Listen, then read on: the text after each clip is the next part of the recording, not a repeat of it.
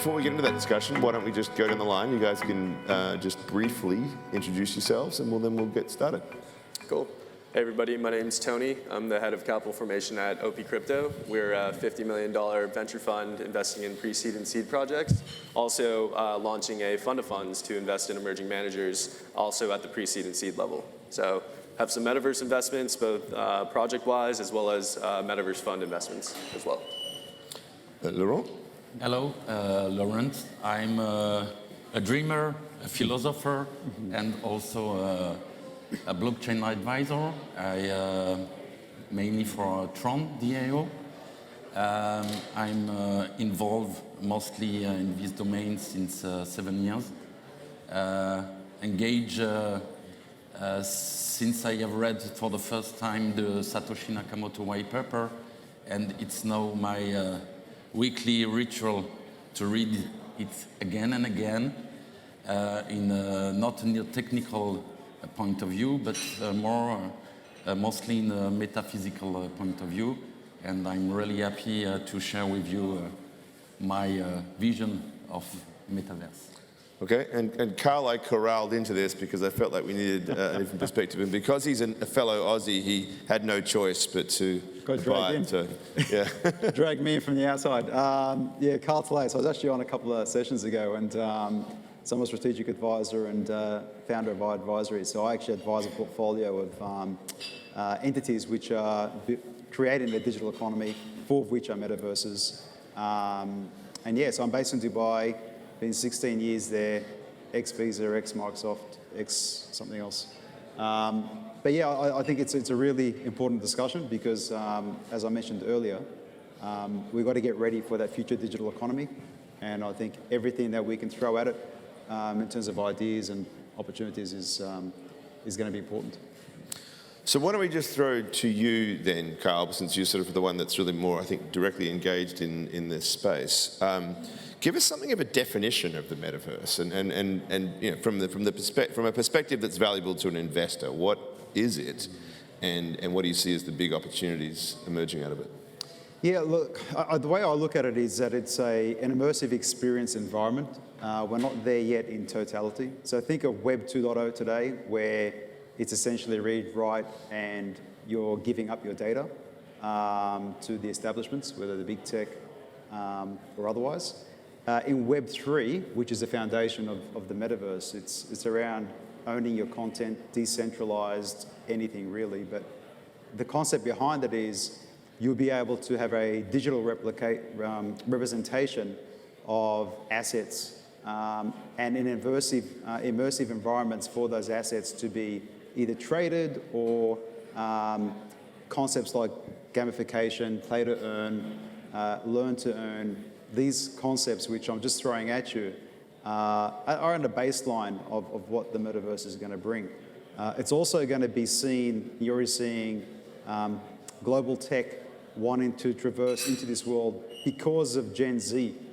So if you think of, if you have kids in the room, or if you have teenagers in the room, they're already in that environment. They're playing centralized games like Fortnite, Roblox, Minecraft. These games are already metaverses on their own.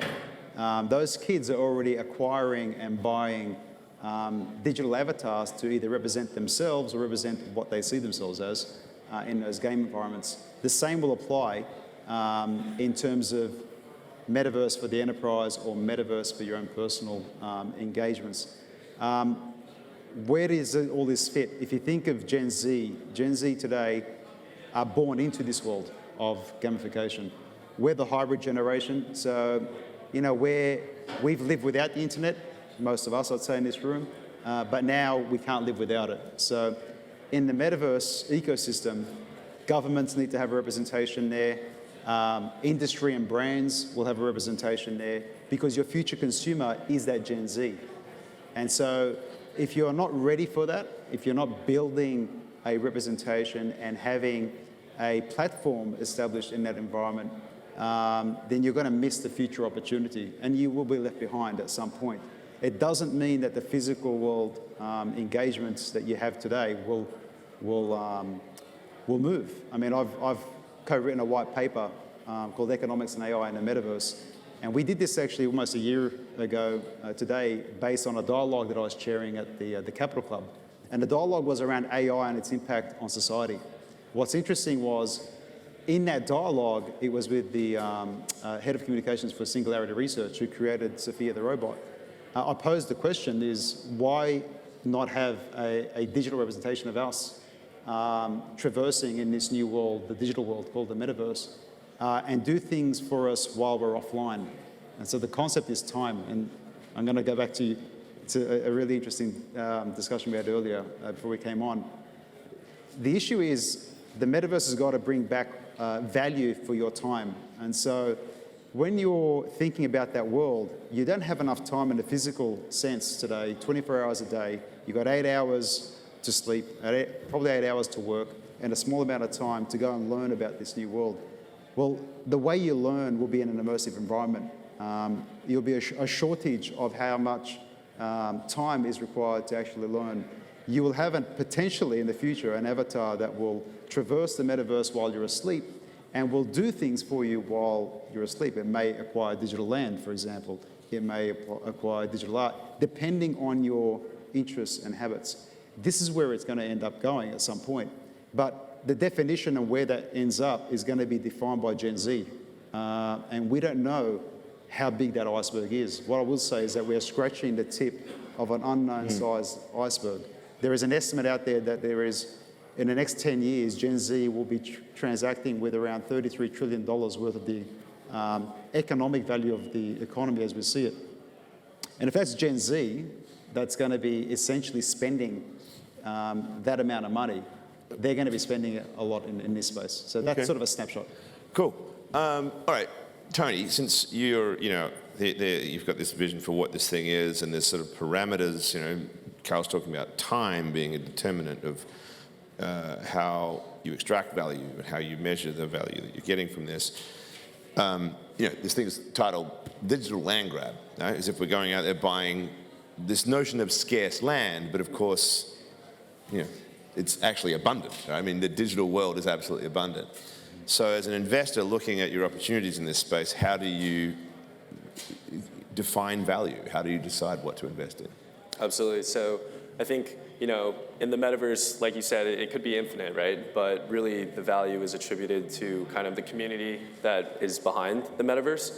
So if you look at a lot of these lands these days, in Decentraland, Sandbox, et cetera, you see a lot of value accruing to plots of land that are nearby other plots that might have associated value with them. For example, if like Adidas is buying up a ton of land in Sandbox, all the associated plots that are nearby the land that they have now have a little bit more value, because you can see as maybe an investor, while Adidas isn't building anything in those plots of land today, that's not to say that there might be something really cool being built in the next couple of years. And by association, people will flood through those lands, but also be walking by your plot.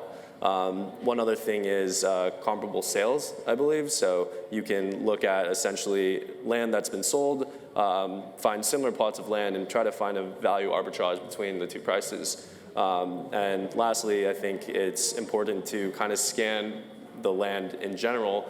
Possibly, more value is attributed to land near a more central location or road, as opposed to being on the fringe of a metaverse map itself. Okay, before we get to Laurent come to this, I want to just break this down, because I think there's some interesting, broader questions to get into here. And that is, proximity is almost a bit of a misnomer, right? I mean, you can move anywhere you want pretty rapidly within our metaverse and then to other metaverses. So I just wonder how long that sustains itself, the stuff that I've bought something next to Adidas and therefore I've got value, right? But I'm also interested in whether or not the way we think about value investing here is going to reinforce, for better or worse, the idea of these separate metaverses as having their own governance systems. They're not actually interoperable, because it may be that I want to invest in Sandbox as opposed to Decentraland because that's where Adidas is, and therefore the feedback loop of being part of that world is better than this one. So you start to create silos, which is problematic, to, one would argue, from the broader decentralized ethos of crypto. Definitely, which is why we are also really bullish on kind of metaverse projects that build specifically for interoperability. For our venture fund, at least, we seeded a company called Metamundo, and what they're essentially building is 3D kind of avatar NFTs that are interoperable between a bunch of different worlds like Decentraland, Sandbox, et cetera. And how they do that is essentially they optimize for each of the different metaverses, package that all into an NFT, and then you're able to essentially hop from your avatar to the different worlds and have kind of, communication between different metaverses itself. Okay. Laurent, what does it mean to live in this sort of a world? And we've been talking out there about the need for governance, and that the quality of the governance of these places may well be a determinant of what its value is. But that comes down to how we treat each other and what access rights there are, et cetera, et cetera. As I used to say, I have still more question than answer. I think a lot about this kind of topic, Web3, DAO, and Metaverse. And, you can consider Metaverse in a different way. Let me explain. If it comes to a financial point of view,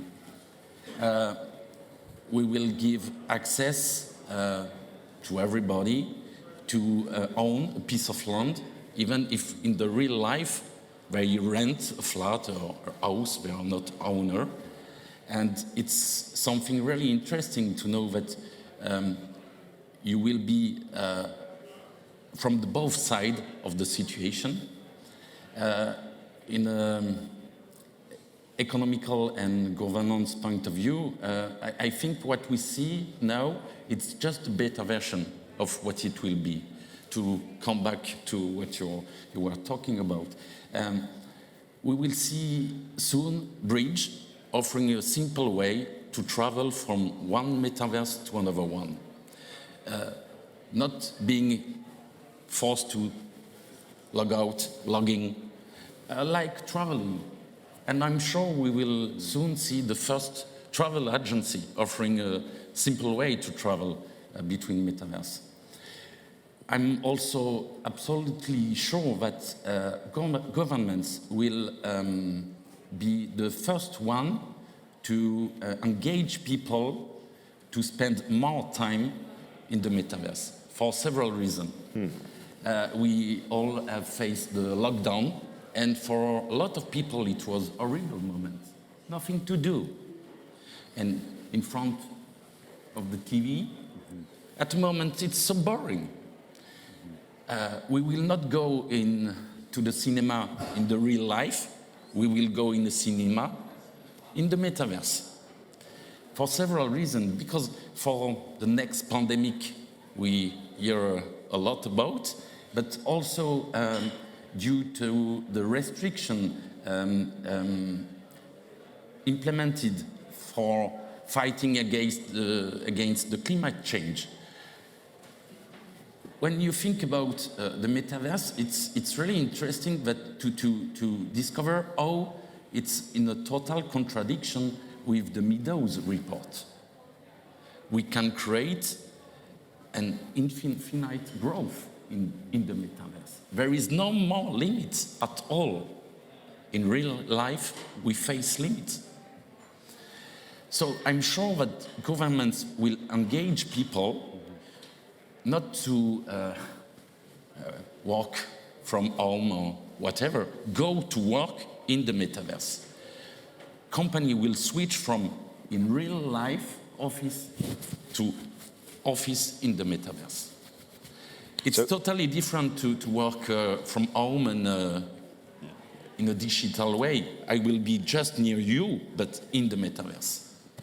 So I'm going to bring Karl in a moment, because I want to these are big visions, right? And then I'm not sure that we have the infrastructure yet, and there's a long way to go before we get to these visions. But let's live in that bold future a little bit, and then I'll get to Karl.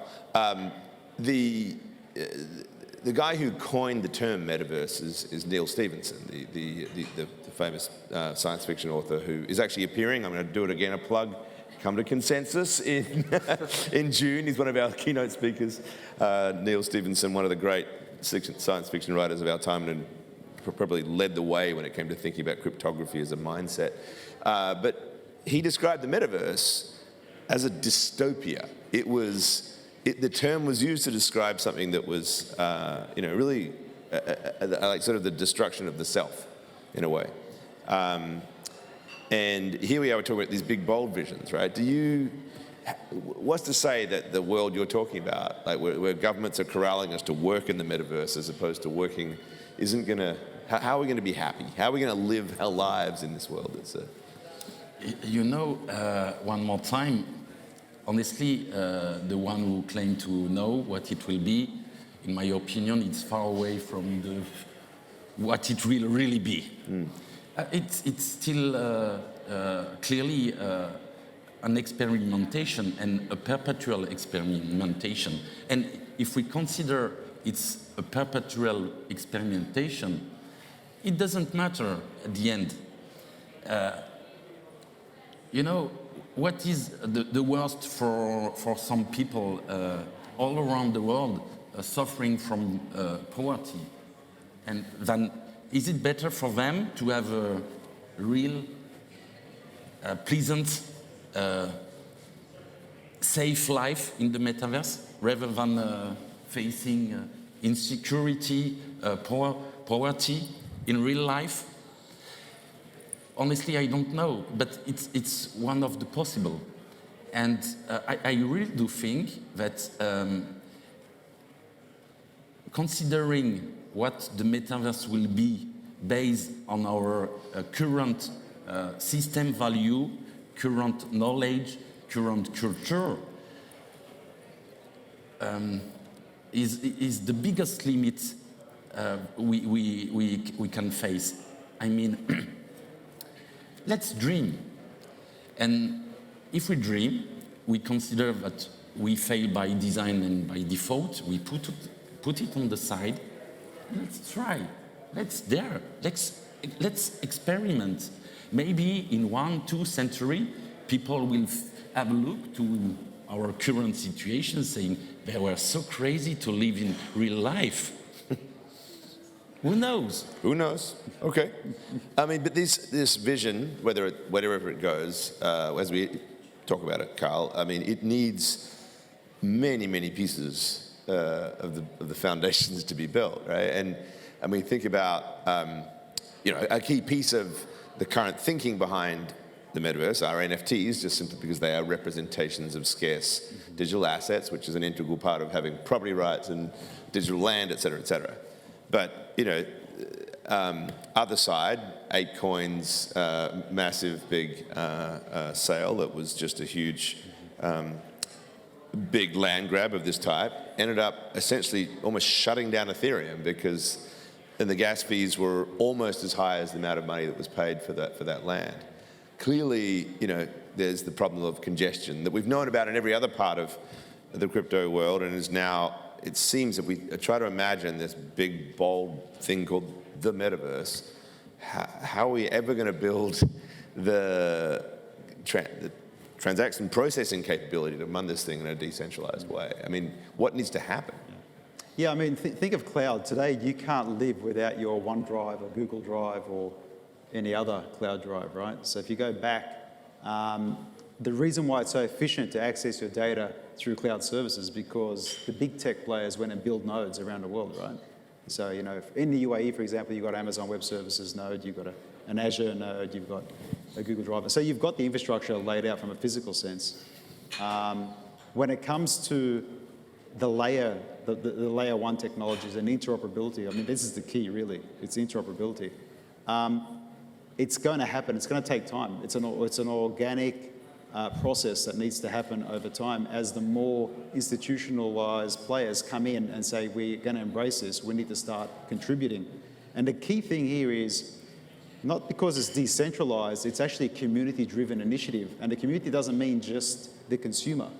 It's the industry as a community getting involved. It's the regulators getting involved. It's all those groundworks that you think of the physical world that we're living in. I mean, I choose to live in Dubai, not just because of great tax benefits. The lifestyle is fantastic. It's a safe environment. It's got pretty much everything that I experienced back in Australia, minus the, I think the 20-odd degree temperatures of Sydney versus the 40-odd degree there. But the point is that I chose that in the physical world. In the digital world and in the metaverse environment, you will need to build those layers as well. So I've been co-chairing workshops. I'm a co-chair of the Capital Club of Dubai's Business Innovation Steering Committee, and I lead the digital economy initiatives. And what we've done is we've brought in government, we've brought in industry, and we've looked at policy, law and order in the metaverse. We did this back in December of last year.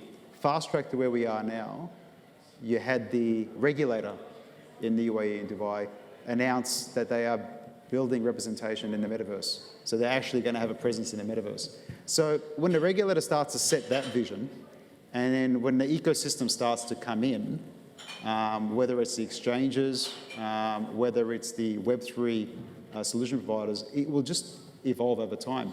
But the interoperability is the key. So the layer 1 and layer 2 has to be... Right, but I mean, all of those incredibly complex video graphics and everything else, right? They can't live on the blockchain. They're going to live, at the moment, in AWS, right? And if we're talking about some sort of global structure, and we're talking about the idea of, okay, what do I own and how do I exercise those rights to what I own? In the classic kind of parlance of the crypto world, you are still vulnerable to the centralized third party of AWS. But there are technologies out there like Filecoin, for example, from decentralized storage models. So these are going to start to evolve, right? So, I totally agree with you. There's still an element of, we're in that hybrid phase. And in that hybrid phase, we need to map that out, right? But it will require a lot of future thinking towards what's possible. So if we want to get to that environment of utopian metaverse, my avatar being an economic contributor to my life, which I think will happen, there should be no reason why we don't have a digital twin that actually earns an income for us while we're asleep. Something as basic as that. Although it sounds futuristic, it actually isn't, because that's what play to earn and ownership of NFTs allows you to have. You have an NFT of a play to earn game like Axie Infinity, and anyone around the world, you can lease that out there who can play on your behalf, and you can get obviously a percentage out of that. And so there is a different way of potential living in the future, and I think this is where it'll happen. And it's just a matter of time. And yes, those experiences, by the way, in terms of VR, don't necessarily need to happen through, or the immersive experiences don't need to happen through a VR headset. It can happen with a hybrid mobile experience to begin with. So as you're building out those applications or those gamified experiences or immersive experiences, you start with your mobile, which is what everyone's holding in their hands. Then you move to the next phase of... Tony, thinking through all of that, infrastructure that needs to be built, the interoperability, the scalability, the sort of the big build out problems that blockchains generally face. How do you think about it as an investor? I mean, do you just go all in now, or do you sort of wait to see how it develops? What's the sort of sequencing of an investment strategy in this space? Absolutely. I think, it comes down to being diversified. So I think it's still so very early in the whole, timeline of building out the metaverse, et cetera. I really think it's valuable to at least, have some sort of exposure, whether it's through having some land, having invested in some projects, et cetera. But then at the end of the day, I wouldn't call myself a metaverse expert necessarily, which is why we really like to look at funds that specifically specialize in this, because this is what they live and breathe. They're oftentimes, the earliest first checks into a lot of these early projects, and they oftentimes have really close relationships with people building out, these ecosystems, et cetera. So I think that there's a lot of value add in terms of that.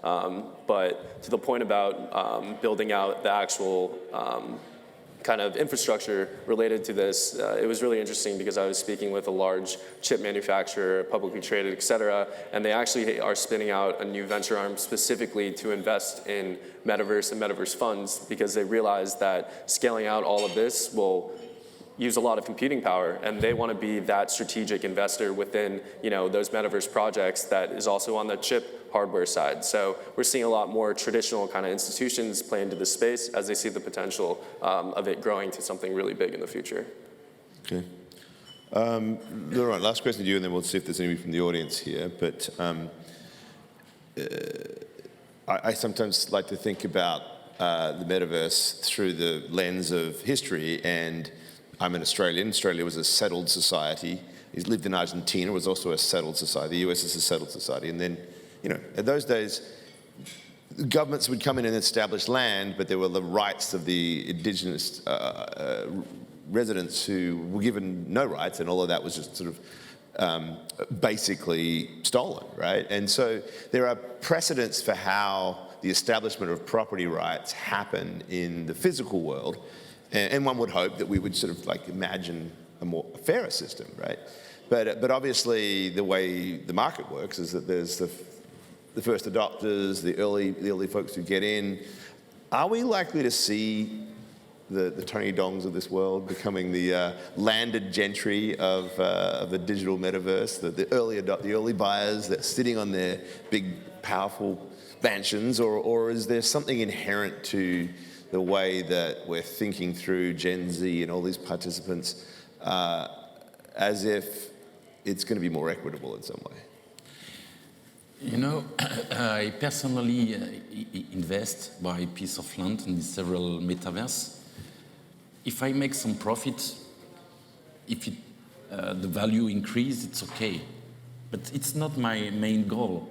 One more time, I think in the long term, it will have a highest value in a historical point of view.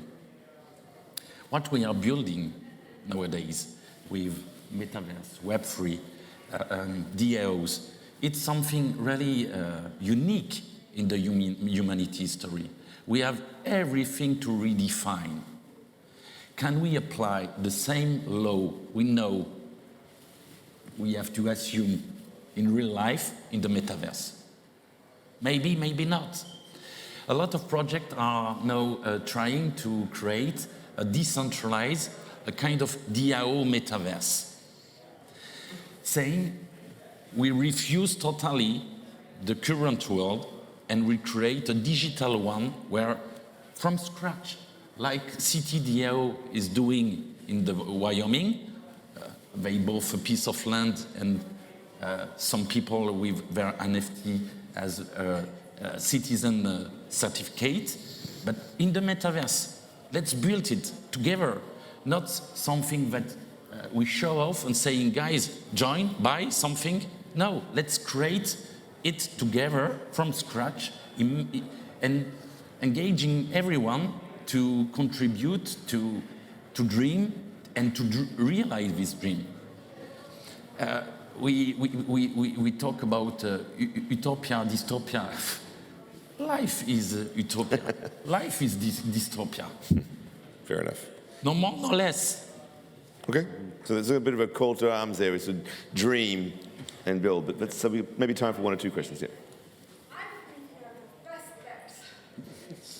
I think I'm so sorry, and many of us will agree with me, that you're the best bet there is out on a global societal structural system to recreate the, let's say, not inherent, but some inequities on a globe as it is.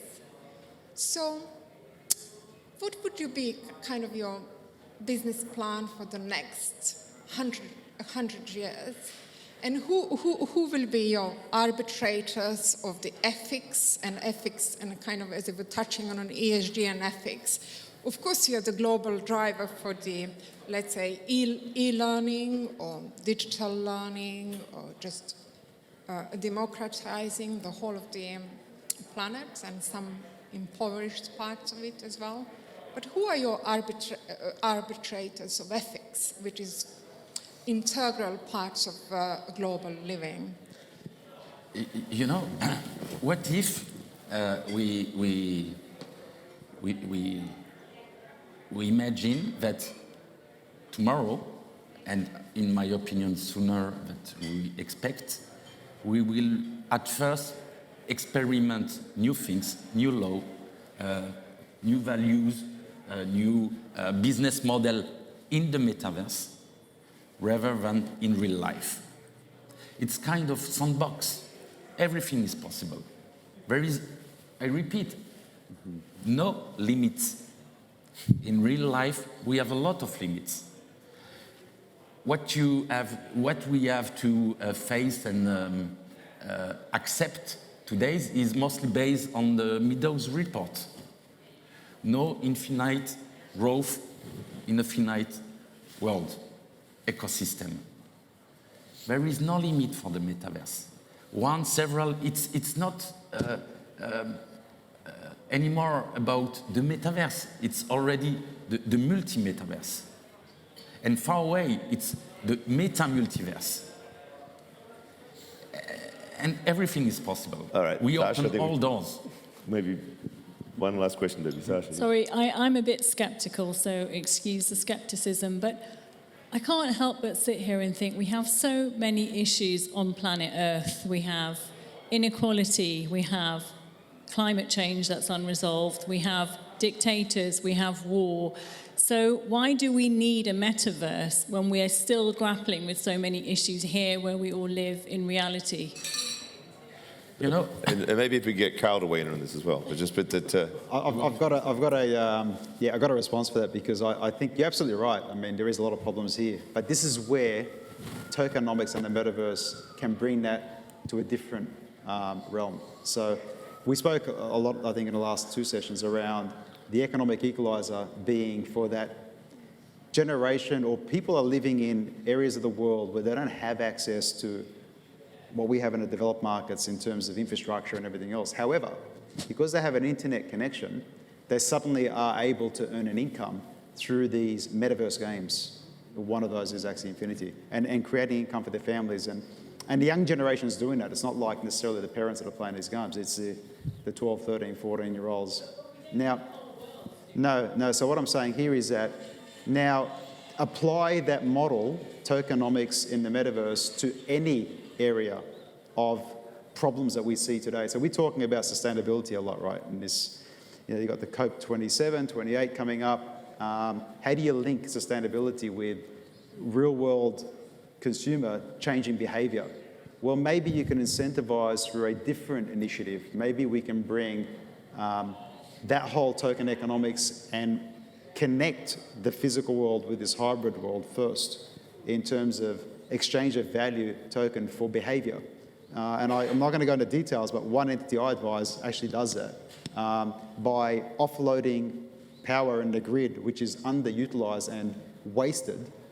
There isn't a lack of energy in the energy grids today, but it's not being utilized at the times that you as a consumer should be utilizing it when the grid needs to use it. So they've created a token protocol which allows you to do that, earning a token and then exchanging that value in a ecosystem, arguably a metaverse ecosystem. That's one example in one problem, linking sustainability to token economics through a metaverse as a tool. I spoke about this at Dubai Expo at the Irish Pavilion, and there was a lot of, I guess, misunderstanding of where things could go, but that's a step process. You move from there to full-blown what's possible. We don't know what's possible because Gen Z will define what's possible in the next generations. But yeah, that's my take. Okay. All right. On that note, I think it was a nice way to close it out, a bit of a philosophical discussion. Thank you to this tremendous panel.